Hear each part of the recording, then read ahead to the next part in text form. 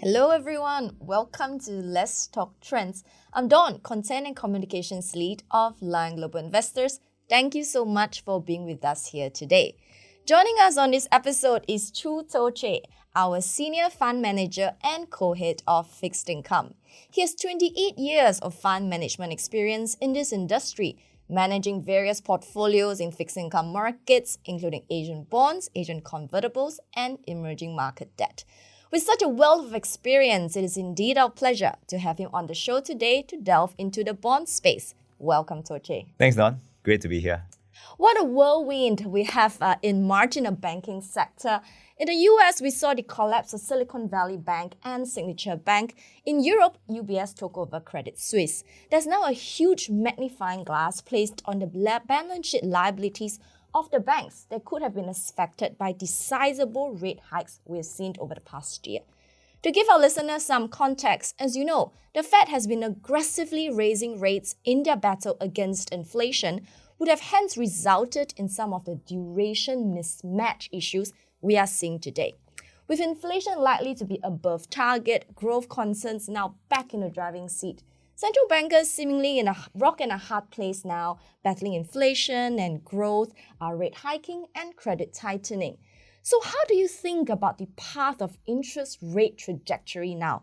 And how much more does the Fed need to go? Yes, Don. So we have seen Fed hiking rates from 0.25 from the beginning of 2022 to almost to 5% this year. So that's a huge increase of 4.75. And with such a big increase, we're already seeing the impact on the US economy. For example, US housing numbers are down because they are very sensitive to higher mortgage rates. Now, inflation is still high, but we have seen the numbers coming down. And on top of that, we have this collapse of SVB. Now, that would certainly cause US banks to tighten their lending standards. And when that happens, the US economy would also contract. So from the investor's point of view, we do think that Fed is almost done. They might have maybe one or two more hikes, but beyond that, they have to start to think about the impact on the US economy. So therefore, we think that we're at the tail end of the Fed hiking cycle. Right.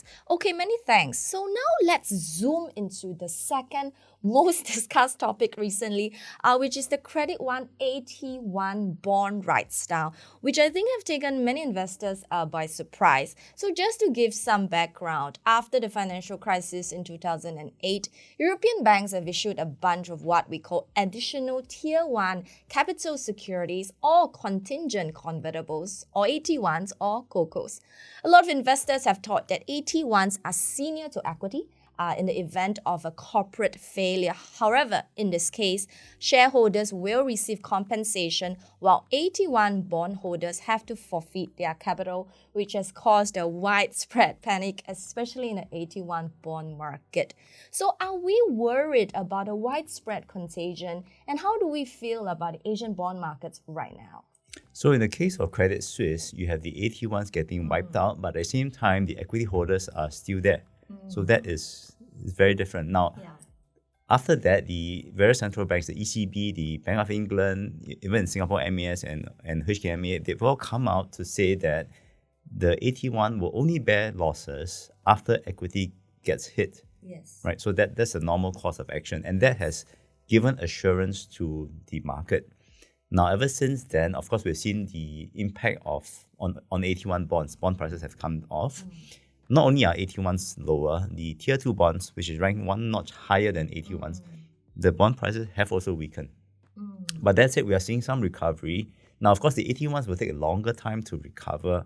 And on that front, market will have to wait for them to recover before the banks can issue new AT1s. So that might take a while. But the other markets have more or less recovered. Now, the broader market, I think, has already more or less recovered. So I don't think there's any real impact on the Asian bond market. Okay, that's great to know. That's great to know. So as an investor, a potential investor, how should we be positioned right now within Asian bonds? Right. So now we've seen the volatile interest rate environment because of rate hikes, because of bank failures. Yes. And on that front, I think it makes sense for the investors to stay defensive. And on that front, what we can do is you can stay on short duration. By staying short duration, you're taking a lower duration risk and therefore a lower price risk.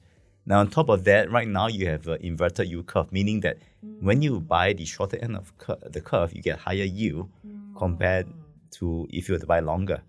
So that's two reasons why you should stay on the shorter duration front.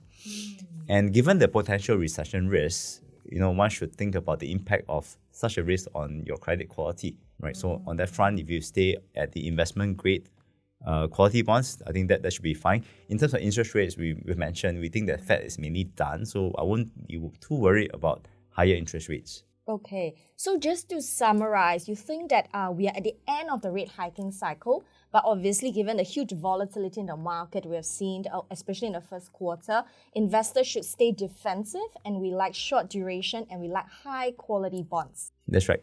Well, thank you so much, Toh Chieh, for your great insights today. Here we are at the end of the episode. If you like our show, please subscribe to us on YouTube, Spotify, Apple Podcasts, and Google Podcasts. Catch you guys next time.